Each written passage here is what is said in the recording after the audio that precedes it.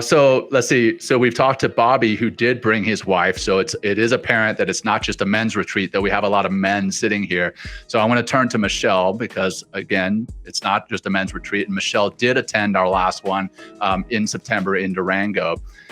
Michelle, you've done the mindfulness and movement 21-day experience. You've done the 90-day, and you attended our retreat in Durango in September. And now I think you kind of know the drill. If you would kind of summarize who you are, what inspired you to attend that initial retreat, and what was your experience? So the who I am part is much different than who I am when I started working with MRX. So when I started working with MRX, I was, for a better way to put it, lack of a better term, I was burnt out. COVID hit. We had a terrible year. My mother-in-law was diagnosed with ALS and passed away.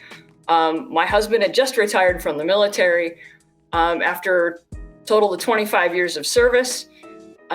We were in a new house, in a new subdivision. I was in a corporate career, doing something that I had done before, but doing it more on the corporate side rather than me being a government CETA or subject matter expert.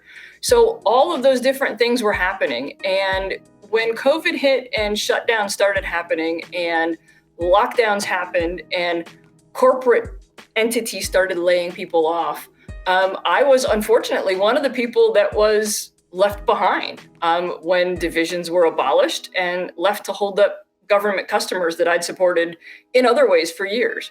And that turned into me working 70, 80 hours a week to make sure that those government customers got what they needed, because the company could no longer do it because they didn't have the people.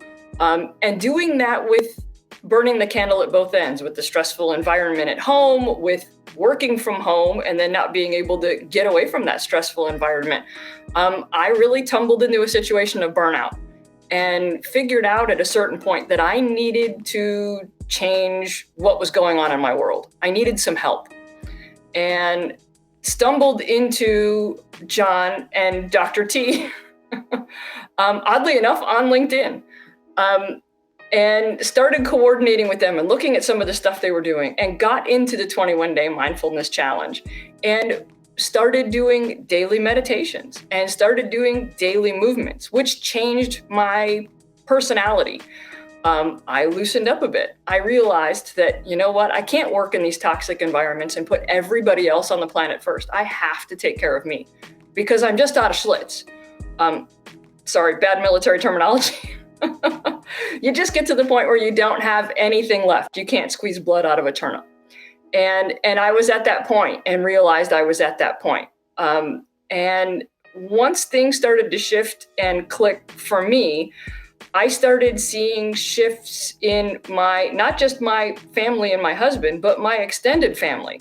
My parents going, boy, you're a lot more relaxed. What are you doing?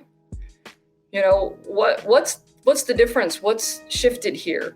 And then when you guys decided to put the retreat on, I thought, boy, this is really a chance for me to go on my own, nobody else in my way, no distractions, and go make an investment in myself. And that time in the retreat, being with everybody else, being with the three of you, put everything kind of all into perspective. It brought all of those things that were happening separately really into focus.